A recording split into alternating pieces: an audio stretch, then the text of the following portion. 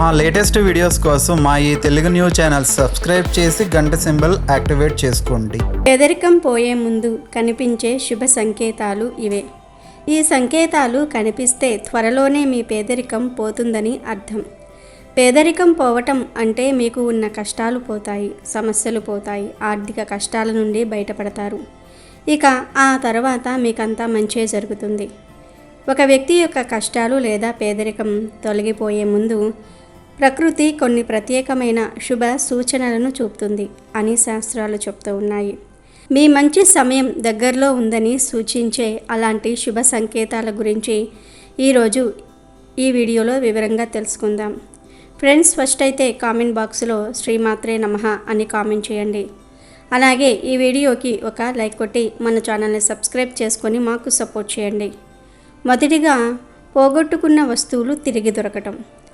చాలా కాలం క్రితం మీరు పోగొట్టుకున్న వస్తువులు లేదా ఎక్కడ పెట్టారో మర్చిపోయిన వస్తువులు లేదా ఎంత వెతికినా దొరకని వస్తువులు అకస్మాత్తుగా సులభంగా దొరికితే అది పేదరికం పోతుందని తెలిపే ఒక శుభ సంకేతం.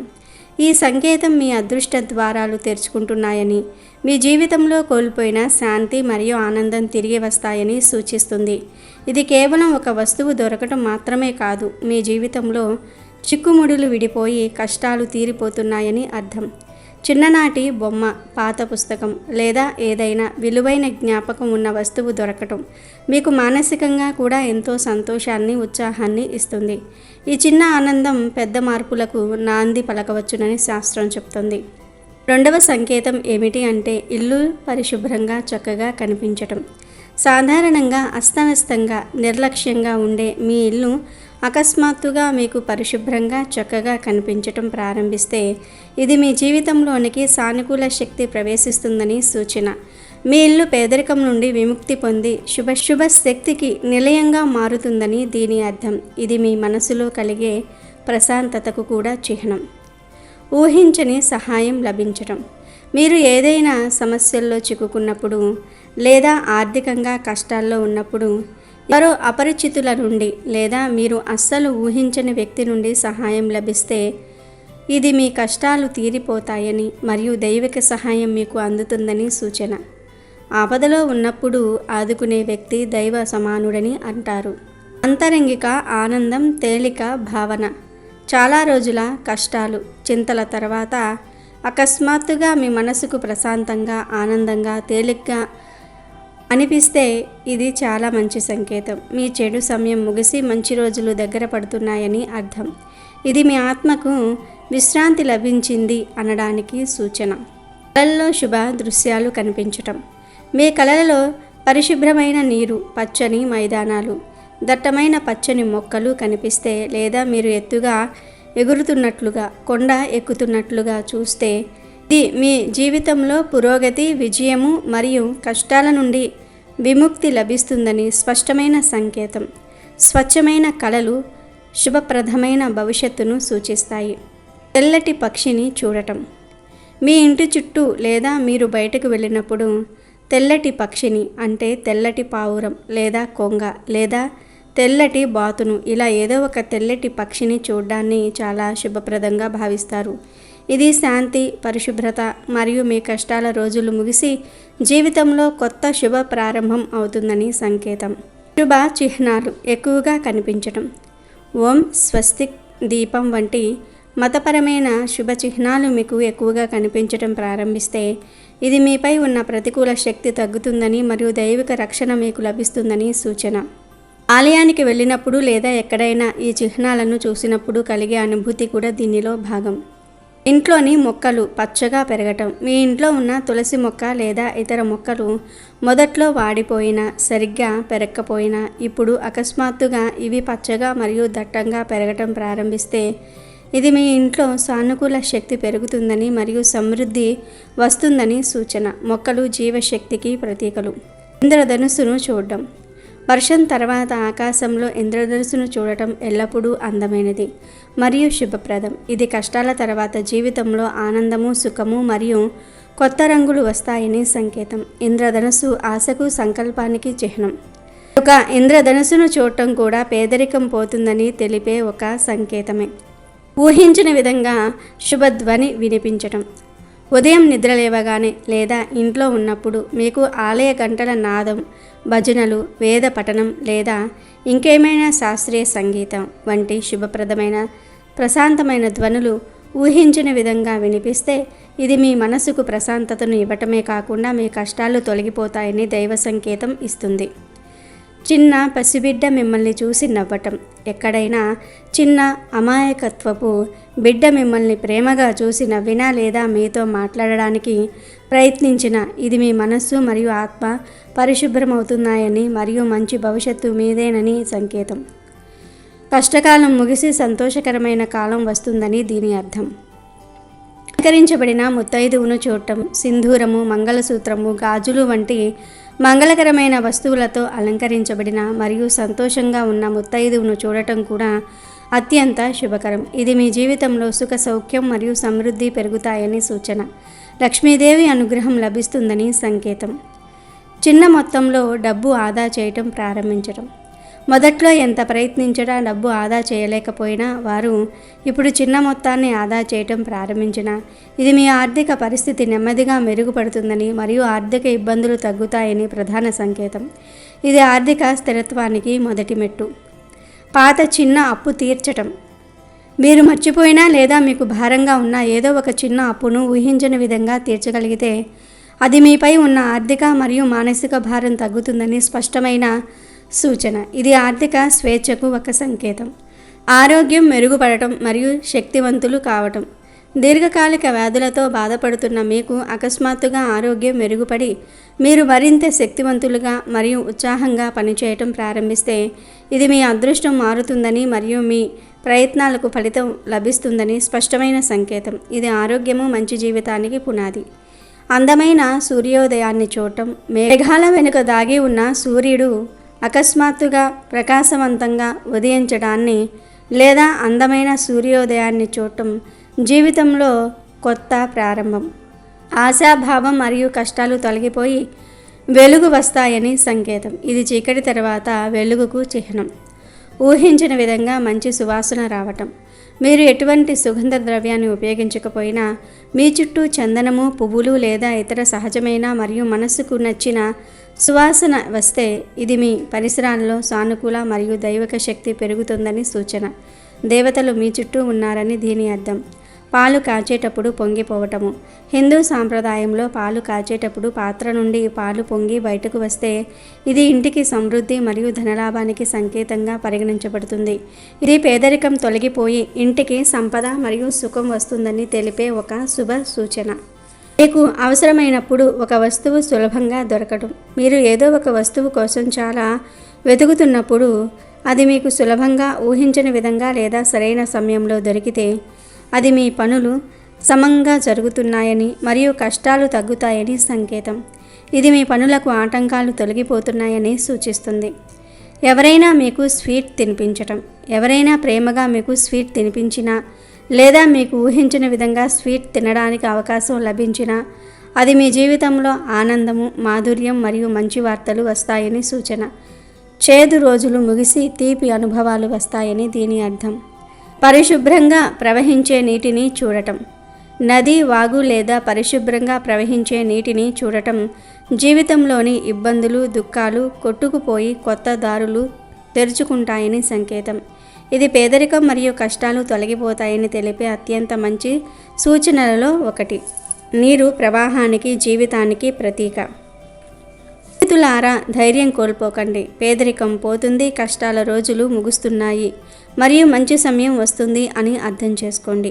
ఈ వీడియో మీకు నచ్చినట్లయితే దయచేసి లైక్ చేయండి మరియు మీ స్నేహితులు, కుటుంబ సభ్యులతో షేర్ చేయండి. మా ఛానల్ని సబ్స్క్రైబ్ చేసుకోవటం మర్చిపోకండి. వీటిని చూడండి. ఇవి విపరీతంగా ధనాన్ని ఆకర్షిస్తాయి. ఈ కాయలను, ఈ మొక్కను మీరు మీ ఇంటి చుట్టుప్రక్కల, రోడ్డు ప్రక్కన, కాలువల దగ్గర చూసి ఉంటారు. దీన్ని సాధారణ పిచ్చి మొక్క అనుకుని పీకి పారేసి తప్పు చేయకండి. దీన్ని అతిబల మొక్క అని అంటారు. ఈ మొక్క చాలా శక్తివంతమైనది. అందుకే ఆయుర్వేదంలో దీన్ని చాలా ముఖ్యమైన మొక్కగా చెప్తూ ఉంటారు. ఈ అద్భుతమైన మొక్క మనకు ఎక్కడ పడితే అక్కడ కనిపిస్తూనే ఉంటుంది. కానీ ఈ మొక్కకు ఎన్నో దివ్య గుణాలు ఉన్నాయి. ఈ మొక్క తన గొప్ప శక్తులతో ప్రపంచవ్యాప్తంగా పేరు పొందింది. ఇది సాధారణ మొక్క కాదు. ఈ మొక్క యొక్క అద్భుతాలను తెలుసుకుంటే రేపటి నుండి మీరు దీనిని చాలా గొప్ప మొక్కగా చూస్తారు. మరి ఈ మొక్కలో ఎటువంటి అద్భుత శక్తులు దాగి ఉన్నాయి? ఈ మొక్కతో ఎటువంటి పరిహారాలు చేస్తే విపరీతమైన ధన ఆకర్షణ కలుగుతుంది అనే విషయాన్ని ఇప్పుడు మనం ఈ వీడియోలో వివరంగా తెలుసుకుందాము. మన భారత భూమిలో ఇటువంటి మొక్కలు ఉండటం మన అదృష్టం. ఈ మొక్క చాలా మహత్తరమైన మొక్క, దివ్యత్వాన్ని కలిగిన మొక్క. ఇవన్నీ మన భారతమాత గర్భంలో ఉన్నాయి కాబట్టి మనం ఖచ్చితంగా గర్వించాలి. ఈ మొక్క యొక్క అద్భుతాలను తెలుసుకుంటే మీరు ఇంగ్లీష్ మందులను తీసుకోవటం మానేస్తారు. ఇలాంటి ఆయుర్వేద మొక్కలు ఇప్పటికీ మన మధ్య ఉన్నాయని గర్విస్తారు. ఈ మొక్క పేరు అతిబల. కొన్ని చోట్ల దీనిని మహాబల అని కూడా పిలుస్తూ ఉంటారు. పేరు వినగానే స్పష్టంగా తెలుస్తుంది ఇది అతిబల అంటే అత్యధిక బలం కలిగినది అని. ఈ మొక్క ఆకులు గుండ్రంగా ఆకుపచ్చ రంగులో ఉంటాయి. దీని కాండం సన్నగా బలంగా ఉంటుంది. దీన్ని పువ్వులు చిన్నగా లేత పసుపు లేదా బంగారు రంగులో ఉంటాయి. అతిబల మొక్కకు ఆయుర్వేదంలో ఎంతో ప్రాధాన్యతను ఇచ్చారు. ఇది అనేక రకాల రోగాలను నయం చేయటంలో సహాయపడుతుంది. ఈ మొక్కకు కేవలం ఔషధ గుణాలే కాకుండా కొన్ని దివ్యమైన ఆధ్యాత్మిక శక్తులు కూడా ఉన్నాయి. దీనిని శాస్త్రాల ప్రకారం పవిత్రమైన మొక్కగా భావిస్తారు. ఈ మొక్కతో కొన్ని పరిహారాలు చేసుకుంటే ధనలక్ష్మి ఇంట్లోకి వచ్చి ధనాకర్షణ కలుగుతుందని, బ్యాంకు బ్యాలెన్స్ పెరుగుతుందని చాలామంది నమ్ముతూ ఉంటారు. అతిబల పేరులోనే అత్యధిక బలం ఉంది. దీనిని సరైన పద్ధతిలో సేవిస్తే శరీరం బలంగా ఆరోగ్యంగా మారుతుంది. బలము శక్తి పెరగాలి అనుకునేవారు ఈ అతిబల మొక్క వేరును ఎండబెట్టి పొడి చేసుకొని అర గ్లాసు గోరువెచ్చని దేశీ ఆవు పాలు తీసుకొని అందులో 5 గ్రాముల అతిబల వేరు పొడిని కలపాలి. ఈ మిశ్రమాన్ని రోజు ఉదయం మరియు సాయంత్రం తాగాలి.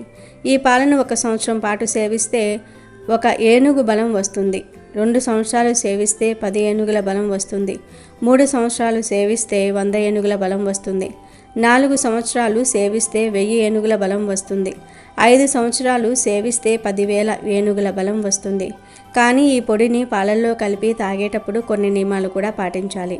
అవి ఏమిటంటే మత్తు పదార్థాలను పూర్తిగా మానివేయాలి. పగటిపూట నిద్రపోకూడదు. శివాలయంలో సాధన చేస్తూ వీలైనంత తక్కువగా మాట్లాడాలి. అప్పుడే మీకు ఏనుగులాంటి బలం వస్తుంది. అలాగే శరీరంలో ఎక్కడైనా నొప్పి ఉన్నా, గాయాలైనా ఈ అతిబల మొక్క నుండి తీసేసిన నూనెతో మసాజ్ చేస్తే వెంటనే ఆ నొప్పి తగ్గుతుంది. తర్వాత ఆరోగ్య సమస్యల కోసం ఈ మొక్క నుండి తయారు చేసిన పొడిని ప్రతిరోజు 1 లేదా 2 గ్రాములు నీటిలో కలుపుకొని ఉదయం సాయంత్రం తీసుకుంటే త్వరగా నయమవుతుంది. సోరియాసిస్ ఉన్నవారు కూడా ఈ మొక్క నుండి తయారు చేసిన పొడిని ప్రతిరోజు 1 లేదా 2 గ్రాములు నీటిలో కలుపుకొని ఉదయం సాయంత్రం తాగితే ఉపశమనం లభిస్తుంది. అంతేకాదు నెయ్యితో ఈ వేరు పొడిని కలిపి రోజు తింటే శరీరం ఇనుములాగా వజ్రంలాగా బలంగా మారుతుంది. ఆరోగ్యపరంగానే కాదు ఆధ్యాత్మిక పరంగా, పరిహారాల పరంగా కూడా ఈ అతిబల చెట్టు ఎంతగానో ఉపయోగపడుతుంది. ఈ అతిబల మొక్క యొక్క వేరును మెడలో లేదా చేతికి ధరించటం వల్ల నవగ్రహాల పీడలు దోషాలు పోతాయి. నవగ్రహాలు మీకు ఏమాత్రం హాని చేయలేవు. ఈ వేరును ఏ రోజు ధరించాలంటే బుధవారం రోజు ధరించాలి. ఏమీ లేదు, బుధవారం రోజు ఈ వేరును చిన్న మొక్క సేకరించి తెచ్చుకొని ఆ వేరు ముక్కను 1 ఎండి తాయెత్తులో వేసి ధూపం చూపించి ధరించాలి. అలా ధరించిన తర్వాత నవగ్రహాలు మీకు అనుకూలంగా మారుతాయి. గ్రహ దోషాలన్నీ పోతాయి. గ్రహ పీడలన్నీ కూడా పోతాయి. అంతేకాదు ఈ వేరును ఇలా వెండి తాయెత్తులో ధరించిన తర్వాత మీరు ఎక్కడికి వెళ్ళినా ప్రజలు మీ ముందు తల వంచుతారు.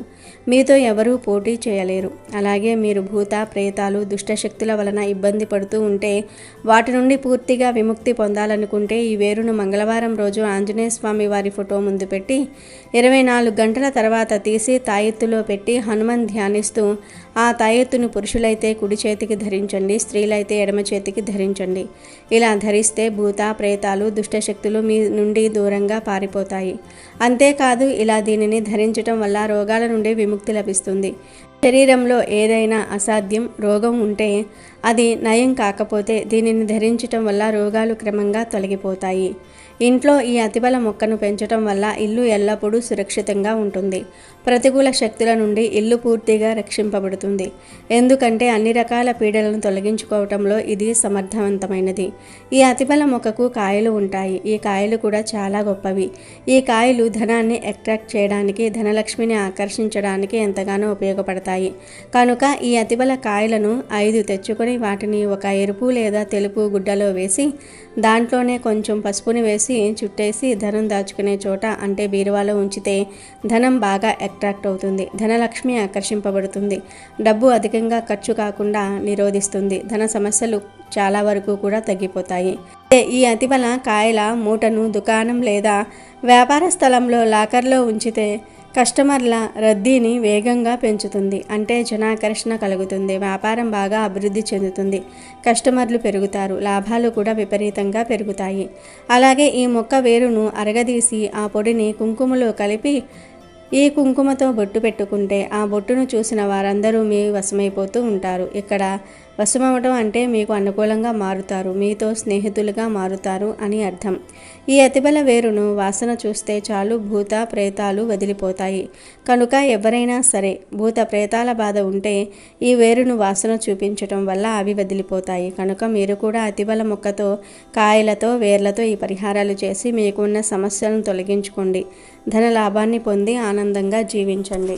ఈ వీడియోలో మనం పాము కుబుసం కలిగే లాభాల గురించి తెలుసుకుందాం. పాము కుబుసం ఏమిటి? దానివల్ల లాభాలు ఉంటాయా అని మీరు అనుకోవచ్చు. తప్పకుండా ఉంటాయి. పాము కుబుసం ఎవరికి పడితే వాళ్లకు కనిపించదు. పాము కుబుసంను మనం ఆయుర్వేద మందుల్లో కూడా వాడుతాము. అయితే ఈ పాము కుబుసంతో ఒక పరిహారం చేస్తే చాలు, రాత్రికి రాత్రే ధనవంతులుగా మారిపోతారు. మీకు ఉండే ధన సమస్యలు పోతాయి. విపరీత ధనలాభం కలుగుతుంది. ధన సంపాదన పెరుగుతుంది అని శాస్త్రాలు చెప్తూ ఉన్నాయి.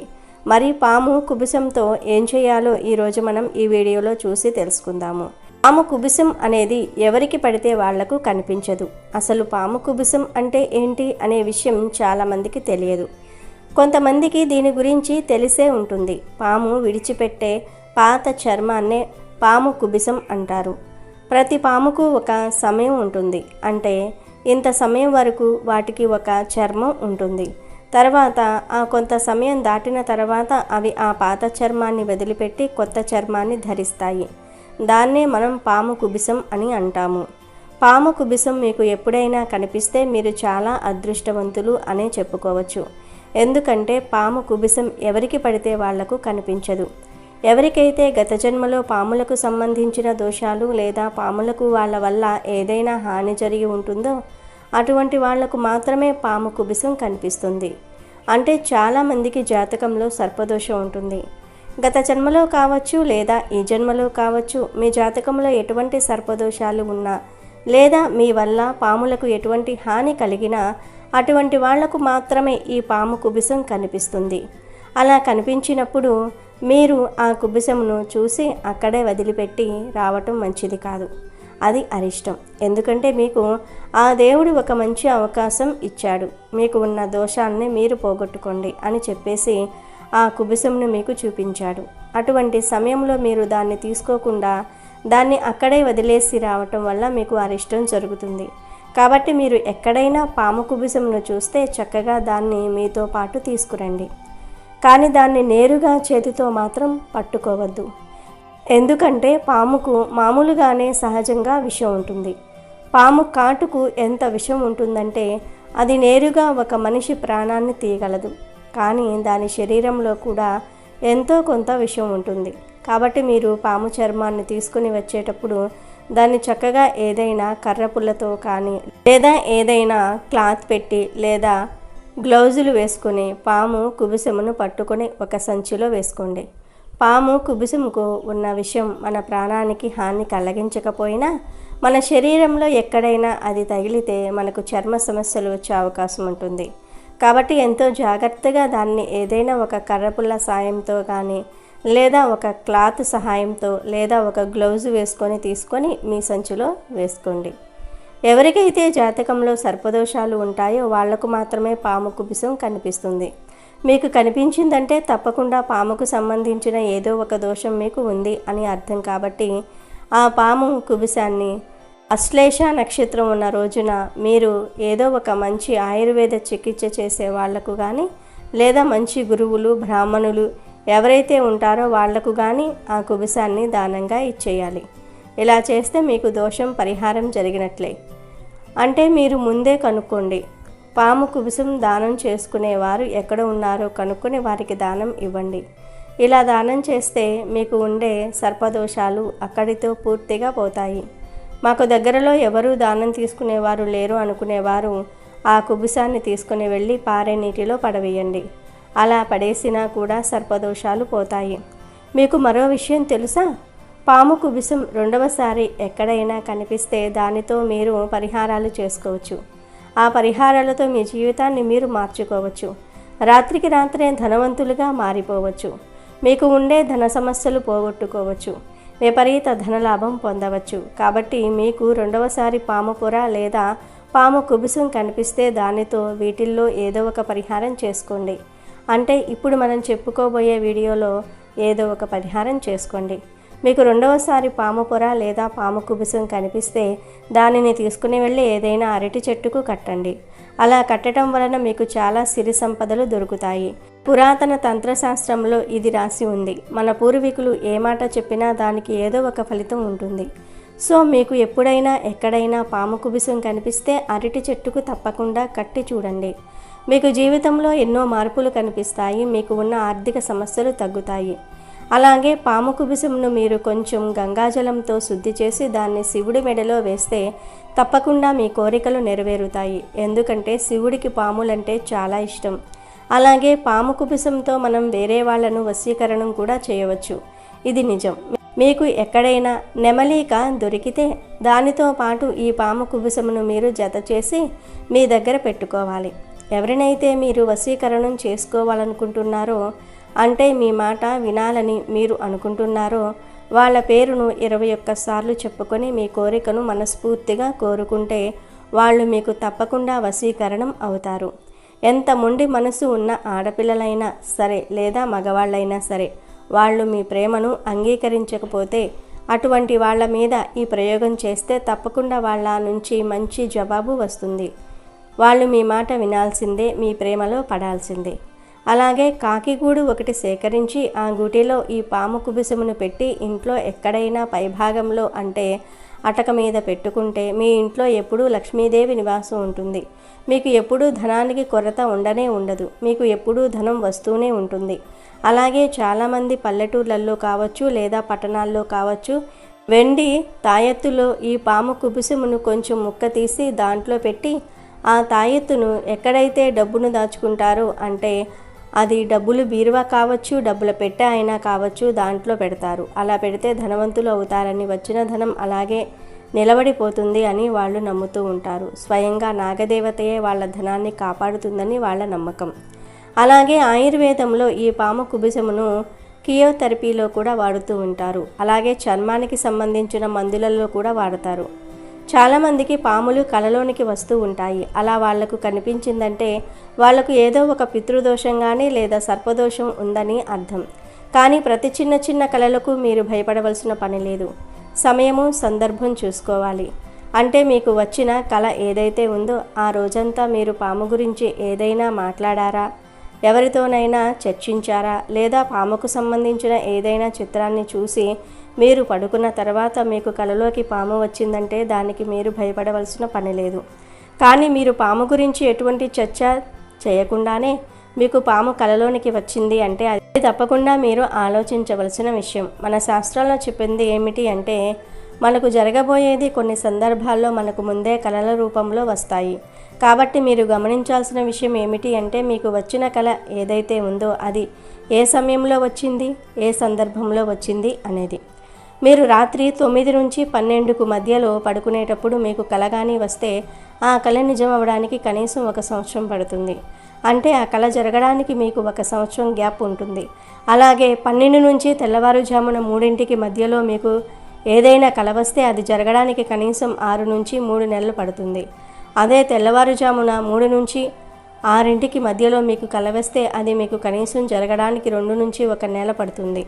కానీ సూర్యుడు ఉదయించిన తర్వాత మీకు ఏదైనా కల వస్తే అది జరగడానికి మాత్రం కనీసం 10 రోజులు పడుతుంది.